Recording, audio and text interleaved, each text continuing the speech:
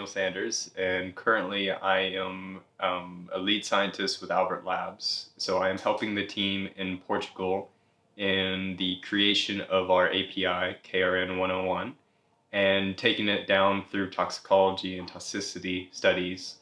So basically from the creation all the way down to the proof that our pharmaceutical is not toxic for human consumption. With that said, my prior experience is primarily in analytical chemistry and extraction sciences, but my formal training is in molecular biotechnology with emphasis in genetics and genetic engineering.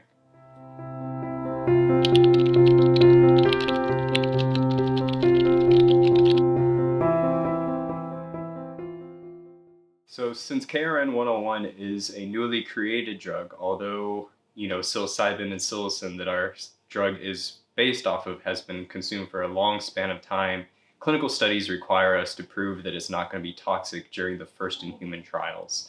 And so through our toxicity studies, we will be able to analyze essentially how our substance is metabolized and how it is essentially safe for human consumption.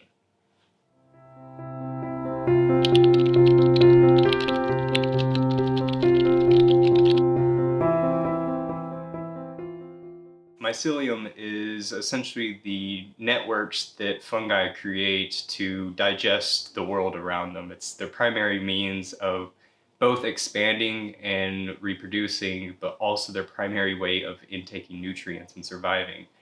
Psilocybin and psilocin, though, is what we call a secondary metabolite.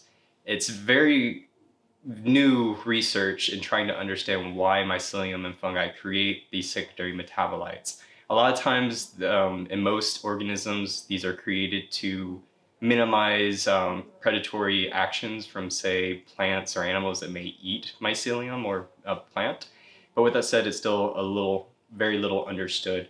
But Albert Labs intends on using psilocybin to treat depression. This is because these substances are very similar to our serotonin in our brains.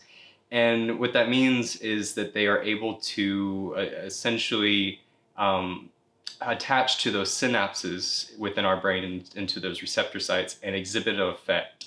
Pharmacologically, this is very important to us because these particular synapses are the same synapses that most severe antidepressants closely target.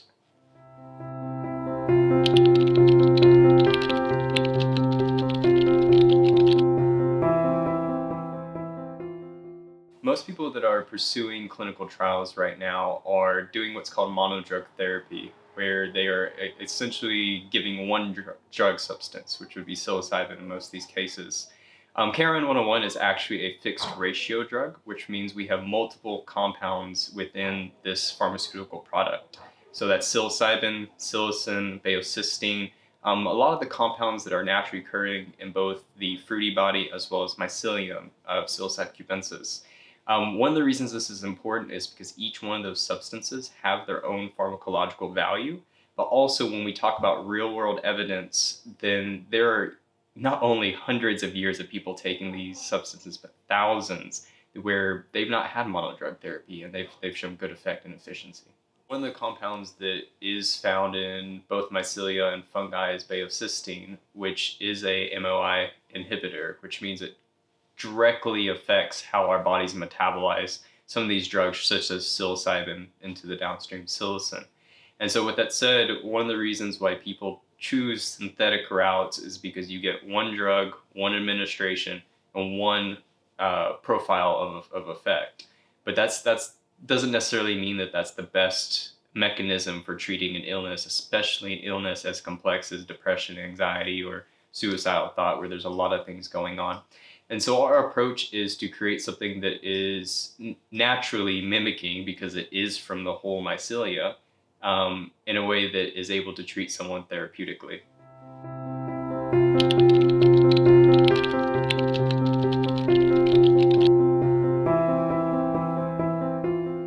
Yeah, so very early on, I helped a group called Arkansas Epilepsy Program and Clinical Trials, Inc. with some of their trials. This facility was essentially in action for about 30 years and brought every major epilepsy medication to market.